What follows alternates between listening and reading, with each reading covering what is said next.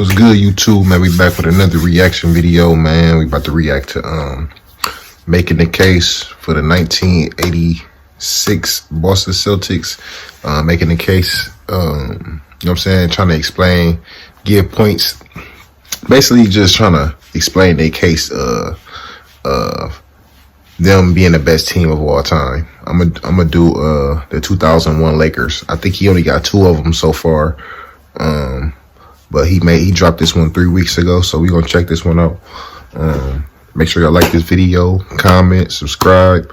Yeah, man, y'all been doing y'all thing, man. Y'all been commenting, liking, supporting, subscribing. You know what I'm saying? I really appreciate that, man. So we gonna tap in. We gonna, you know what I'm saying? We gonna make another banger. But yeah, man, make sure y'all check out the donation links. I'm gonna drop it in the description box.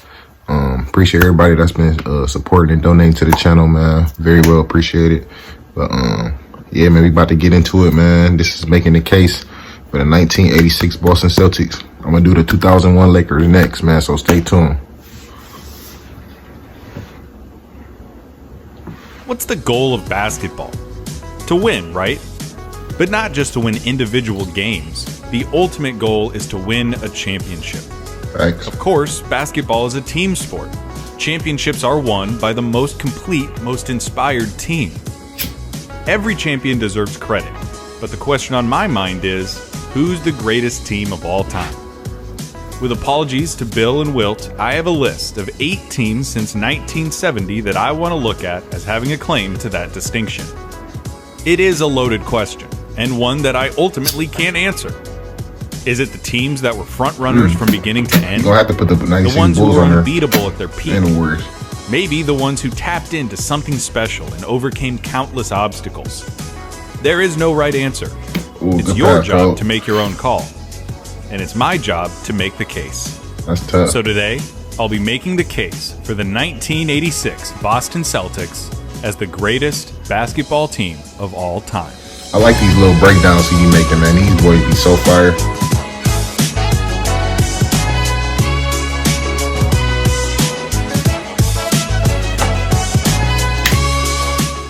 Quick background.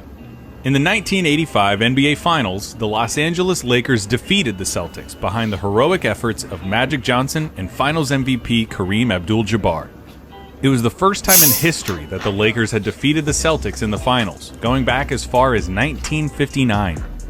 In the ensuing offseason, the Celtics made key roster moves, licked their wounds, then rattled off a league-high 67 wins on their way to raising the franchise's 16th championship banner.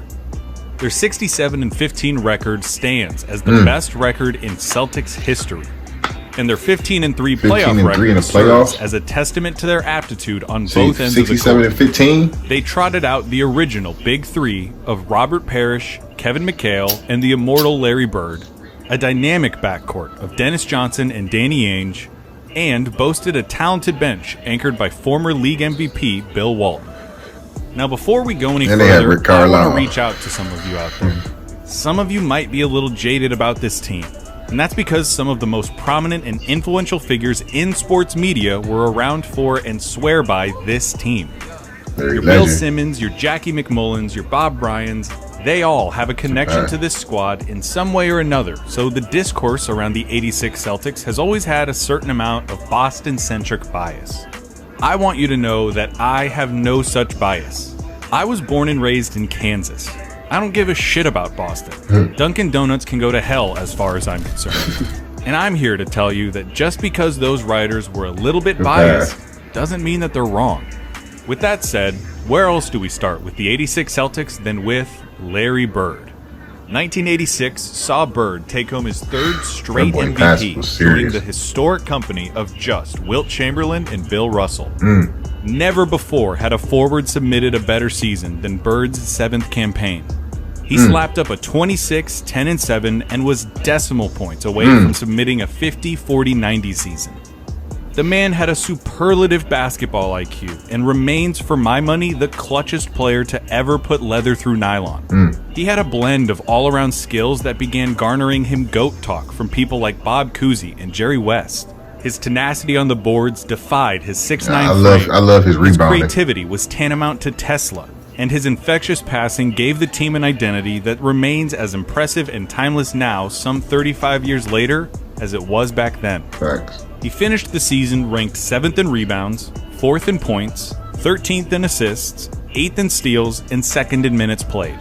So elevated was his level of play that he admitted to getting bored in games and looking for ways to entertain himself, like taking increasingly ridiculous shots or playing portions of games left-handed. At the other forward spot was Kevin McHale. After back-to-back 6th Man of the Year awards as a super sub, 86 was McHale's first season began producing at an all-NBA level. With his 6'10" height and unsettlingly long limbs, McHale earned a reputation as one of the great two-way players in the league. Defensively, he was mobile and springy enough to move with quicker swingmen, while being long and strong enough to contest interior scorers. Offensively, there's a reason that Olajuwon and McHale are the two names that get mentioned whenever someone talks about post players. Opponents trapped in McHale's torture chamber were subjected to an array of moves that left them confounded, wondering where on earth the man went and how the hell he'd gotten there. You never knew what he was going to throw at you. He'd combine fakes into an up and under, pivot into an uncontestable fallaway, or whatever else struck his fancy. It's still striking to see him twist and wind through defenders with his moves the same way Kyrie Irving splits defenders with his handle. Averaging 21 points and 8 rebounds a game on an otherworldly 57% field goal percentage, McHale was a luxury for Boston. He would take on the toughest defensive assignment, allowing Bird to roam, and scored with enough efficiency and volume that his counterpart never had to carry the full offensive burden. Rounding out the big three was the man in the middle, the Chief, Robert Parrish. That's my dog. As the unsung hero of the team, Parrish doesn't get talked about nearly as much as Bird and McHale, but make no mistake, the Chief was dangerous. Keeping in mind that these stats don't include Bill Russell because of a lack of recorded statistics, Parrish is still the Celtics' all-time leader in offensive rebounds, defensive rebounds, blocks, and is still the NBA's leader in games played. You could rely on Chief for 16 and 10 with Duncan-esque consistency. The man was always in shape and feasted on opposing defenses simply by outrunning them. God only knows how many points he scored because he hustled his way down the court, setting up easy outlet passes. He shot well from the field, was a good free throw shooter, had a reliable jumper, defended, rebounded, set Steven Adams-like picks, and did all the little things. There wasn't a ton of room for heroics on such a loaded roster, on the team so you couldn't count on Parrish jumping out at you with a 39-point game, but he embraced being the third option the same way Scottie Pippen embraced being the second. Never forget that Robert Parrish held his own in the age of giants against Ralph Sampson, Olajuwon, Kareem, Moses, Ewing, and the rest of them. At point guard was Dennis Johnson, one of the most underrated players ever. Rest in peace, DJ, man. It's a video for another time, though. For the Celtics, DJ fulfilled his role as the best defensive guard of his era. With 9 straight all-defensive selections from 79 to 87, only Kobe made more all-defensive teams as a guard. He was the best matchup on Magic of any player in the league, set the table for everyone on his team, and consistently came through in money time. DJ. He and Bird had what some refer to as a telepathic connection, making tight wire action between them routine. He was the ringleader of the squad, and Bird still calls him the best player he ever played with.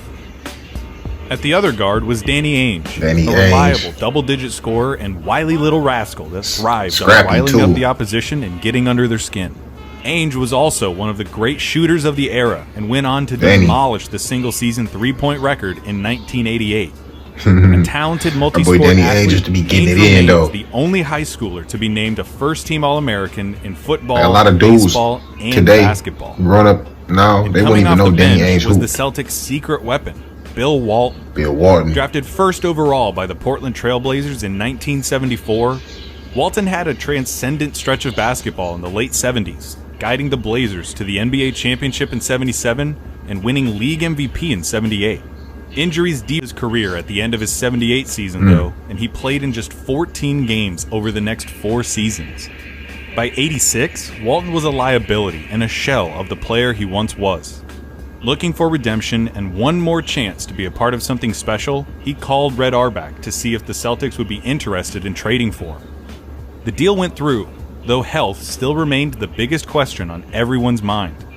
Could his body withstand the grueling championship campaign these Celtics were setting out on? Well, in the 100 games that the Celtics played that season, Walton played in 96 of them. That's what's up. He won the 6th Man of the Year award, thanks to his size, smarts, rebounding ability, and defensive instincts. He was still every bit of the best passing big man ever, and found a kindred spirit in Bird, who also reveled. Then they added him, and his passing was on 10. Teammates and in the fine details Great of basketball. outlets. To boot, Walton added an Andy Bernard dynamic to the team. He had had his good old days and seen them drain through his fingers. Yet here he was, once again, with a chance to be a part of something historic, completely aware and appreciative of the fact that this was and would always be the good old days of Celtics basketball. In all, the roster touted 5 Hall of Famers. 5. A whole lineup. And every starter on the team was a double-digit scorer. They gelled together to form a hive mind presence, assimilating into nothing short of Bird's brainchild. If Bird were cutting, DJ would put the ball where it was supposed to be the second it was supposed to be there. Right. If McHale was rolling on some poor soul in the post and got doubled, Ainge would be in the perfect place for a kickout. If Parrish got open down the court, you could bet they all played their role. Good as fuck. Emulating Bird's all-around prowess, the Celtics could beat you in any which way. Whatever you did, they did better. If you had a speedy, heady guard, you had the pleasure of being locked down by Dennis Johnson. Facts. If your calling card was your big men, you had to contend with the greatest front court of all time. Not razor-sharp defensively, the hive mind will beat you into a pulp with their passing. Your offense isn't clicking on every conceivable cylinder. You would be swarmed, DJ got you real would turn clampers. the ball over, and every shot you took would be smothered. Facts. And if you let the game stay close down the stretch, that's what I'm saying. I know Larry it was so hard to Bird beat would them. put the nails in your coffin. They had answers for everything. They could change their style of play on a whim and excel at it. Bird, Ainge, and backup point guard Jerry Seasting were all dead-eye shooters. Dead-eye, though. Big men were And some Bird of the only best averaged post players to 1.9 threes ever a game. play. They could put out an absolutely massive lineup with Bird at the 2, McHale at the 3, and Parrish and Walton in the middle. They could go small with no loss of quality, with McHale at center and you ain't Bird beating at the that. 4. They put that lineup out there. Craziest of all, they really wouldn't even need to size up or size down. The '86 Celtics are still one of the only teams in history to be able to play a small ball style with a gargantuan starting lineup. Everyone was mobile enough to push the pace and stay active. Like, I knew they was good, but now I didn't know they was this. Like, could space God the floor. Damn. They could defend and corral nearly all types of scorers, and their passing would carve defenses to shreds, all without giving up an inch. And, if we're checking boxes, the Boston Garden in the 1980s was the best home court in sports.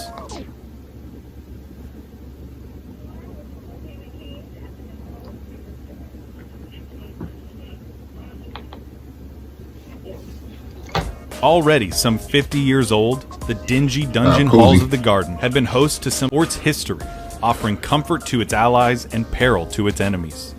The crowd was insatiable and earned a reputation for both their devotion and potential for viciousness. I know my shit. The rafters were littered with championship banners and retired numbers in such quantity that they became superfluous. The Celtics took advantage of this and ran with it, notching a 50-1 home record, including the playoffs. Ooh. Were they perfect? No.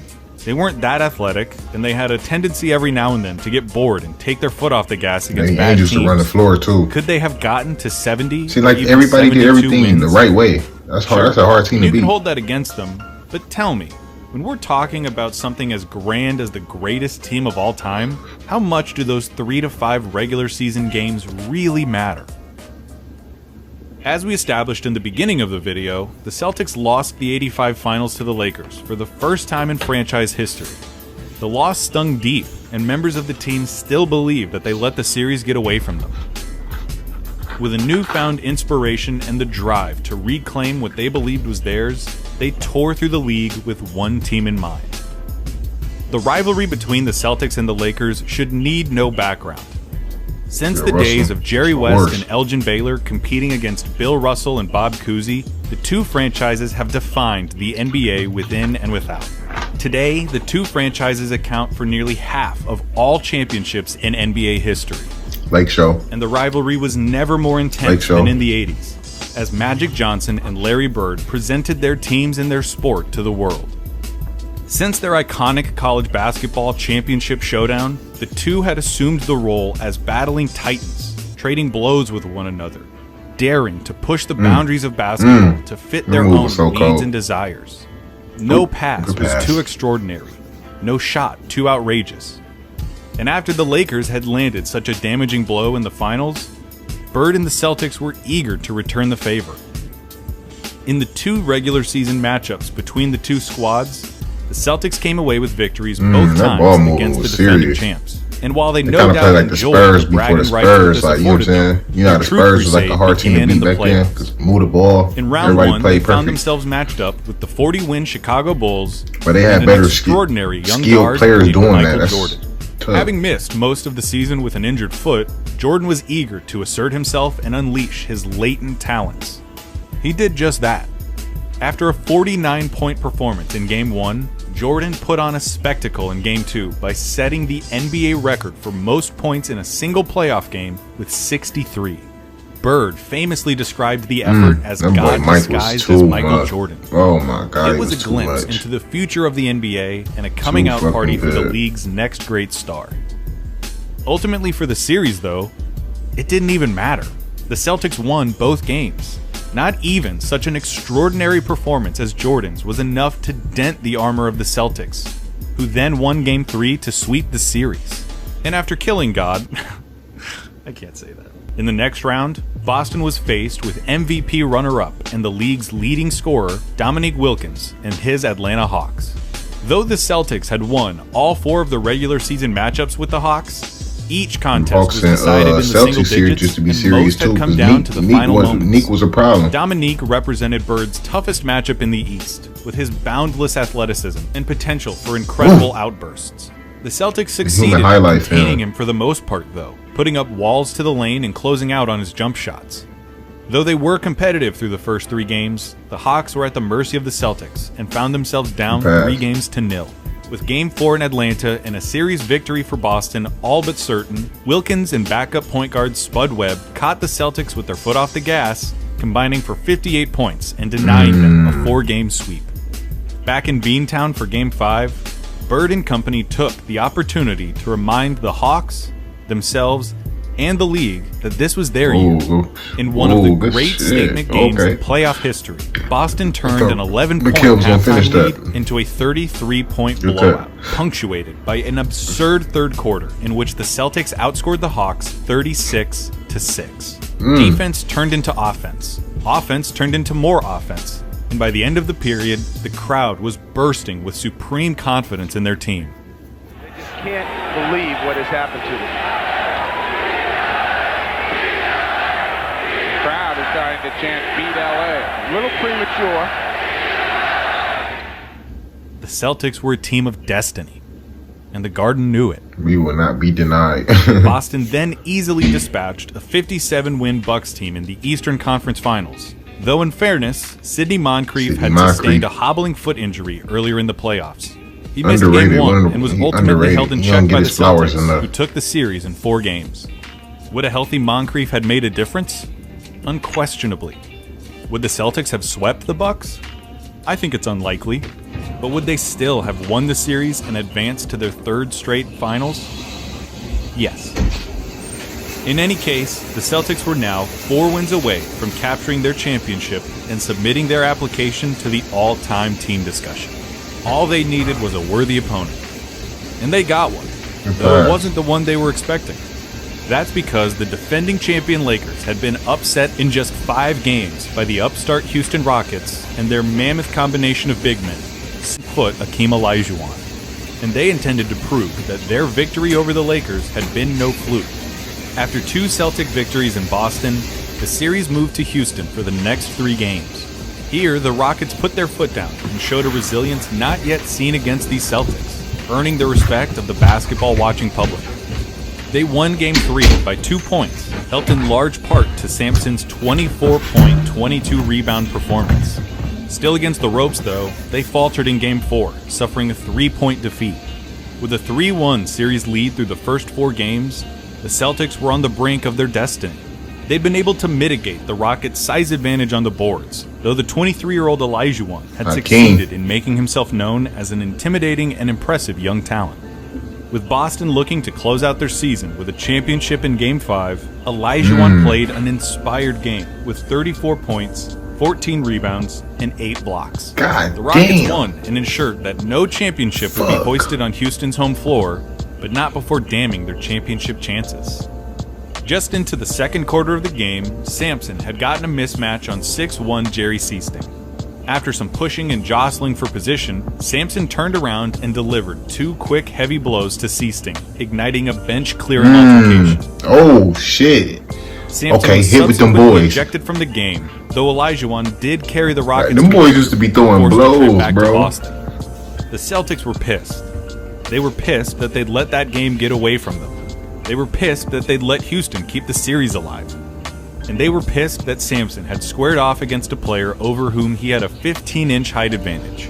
At practice the day before Game 6, the players worked themselves into such a feverish lather, playing with so much physicality, that head coach Casey Jones had to call off practice. Casey Jones. The Garden was no different. The fans were delirious, setting a new kind of record for malevolent trash talk, with most of their attention focused on the imposing Rockets center. The team and their fans wanted to win, to claim their rightful place at the height of the sport, and they wanted to make the Rockets regret the day they ever messed with the Boston Celtics. And the instrument for that righteous fury was none other than Larry Bird. Larry Bird. For one game, Larry Bird played a different sport, in what has been described and immortalized in many different ways as the greatest game he ever played. At first glance, you notice his box score wasn't all that sensational.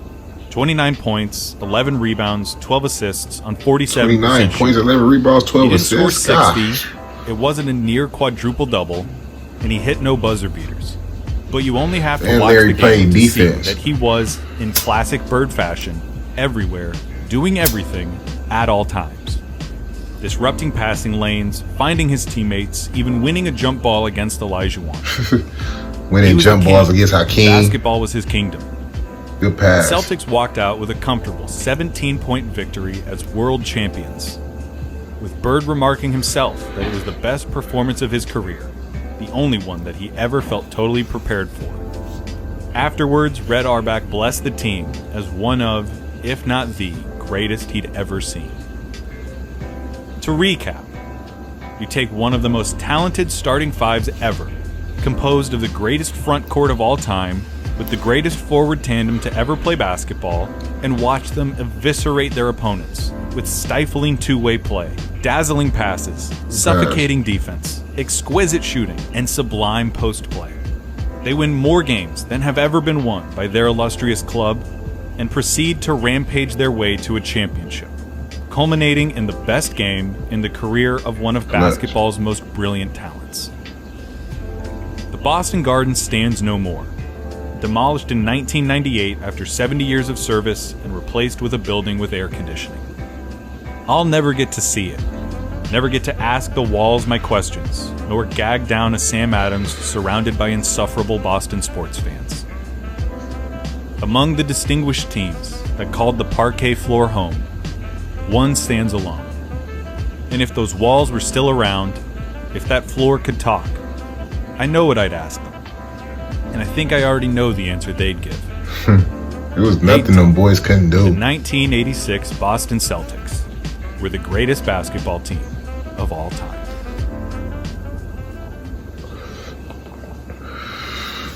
What y'all think, man? I think they're the best team ever. I think it's out of the 2001 Lakers and the 96 Bulls. I want y'all to drop y'all comments who y'all think the best team that y'all seen in y'all lifetime. This should be an interesting convo, man. So all my Boston fans, man, all my Larry Bird fans, my 80s fans, make sure y'all tap in. Hopefully he make I know he got a Lakers one, 2001 Lakers one. I'm about to do that one. I'm pretty sure he's gonna drop some more. He said his videos take a couple weeks to do, so I'm gonna do a lot of the making the cases. If you want me to react to a certain one for you, let me know. Make sure y'all like this video, comment, subscribe. Drop the donation links in the description box. So make sure y'all donate. Make sure y'all support if y'all, you know what I'm saying, if y'all can. Appreciate everything, man. Stay tuned, stay safe, and man, we out. Great.